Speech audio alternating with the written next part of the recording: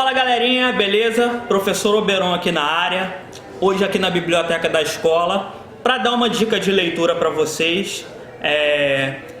Há pouco tempo atrás eu fiz um vídeo aí com o professor Mário e nós falamos da literatura quentista e eu mostrei um livro para vocês e eu queria usar esse livro como uma recomendação de leitura. É esse livrinho aqui, ó, de um mercenário alemão chamado Hans Staden, e o título Duas Viagens ao Brasil. Na verdade, esse é um título um pouquinho mais curto, porque o título do original do livro é um pouco mais extenso do que isso aqui, tá? E esse livrinho aqui, ele é interessante por quê? Porque ele vai falar sobre as desventuras de um mercenário alemão que vem parar aqui no Brasil, na costa lá do Rio de Janeiro, num naufrágio, e acaba caindo nas mãos dos índios tupinambás. E os índios tupinambás eram considerados alguns dos guerreiros mais ferozes e os índios mais temidos pelos portugueses aqui naquela época, lá no início de 1500, início da colonização.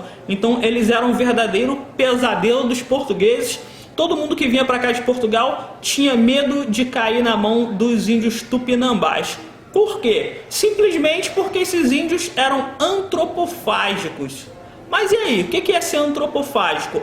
Esse livro aqui, a primeira ilustração dele já dá mais ou menos para vocês a ideia do que acontecia com os portugueses e com os inimigos dos tupinambás quando caíam nas mãos deles.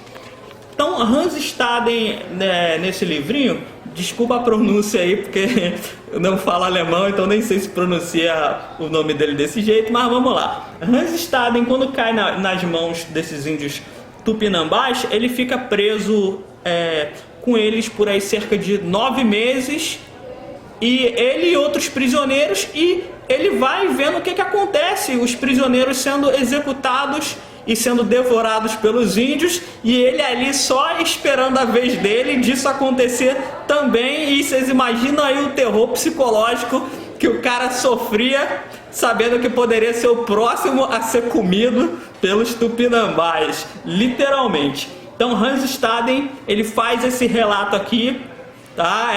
Eu não vou contar mais da história para não dar spoiler para vocês, mas pelo fato do cara ter escrito a obra, vocês conseguem aí mais ou menos deduzir que ele não foi parar na barriga dos índios.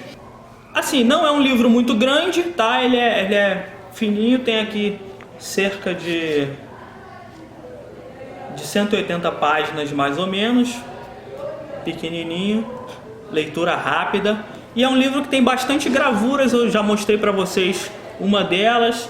Então aqui, ó, tem várias xilogravuras lá da época em que ele foi publicado, bastante legal. Dá para vocês terem uma ideia de como esses estrangeiros enxergavam o Brasil na época. Esse livro foi publicado em 1575, se eu não me engano, lá na Alemanha, tá? E se tornou já um best-seller, bastante lido, cheio de gravuras, muito interessante, e assim, fez um sucesso enorme justamente por ser uma história verídica e bastante peculiar. É difícil a gente imaginar como isso aconteceu de verdade e como é que Hans Staden conseguiu passar por tudo isso aí, e realmente suscitou a curiosidade de meio mundo de gente, e foi um livro bastante lido e ainda é um livro bastante lido até hoje. Esse livrinho aqui é meu, infelizmente ele não faz parte aqui da biblioteca da escola.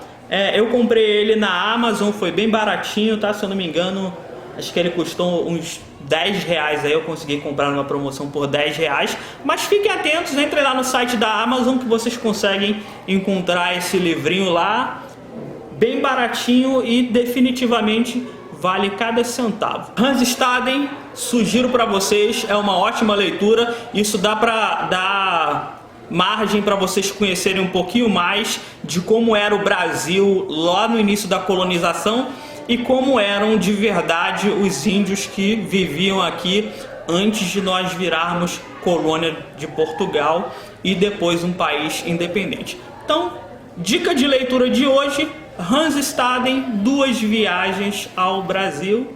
Cuidado com os tupinambás. É isso aí.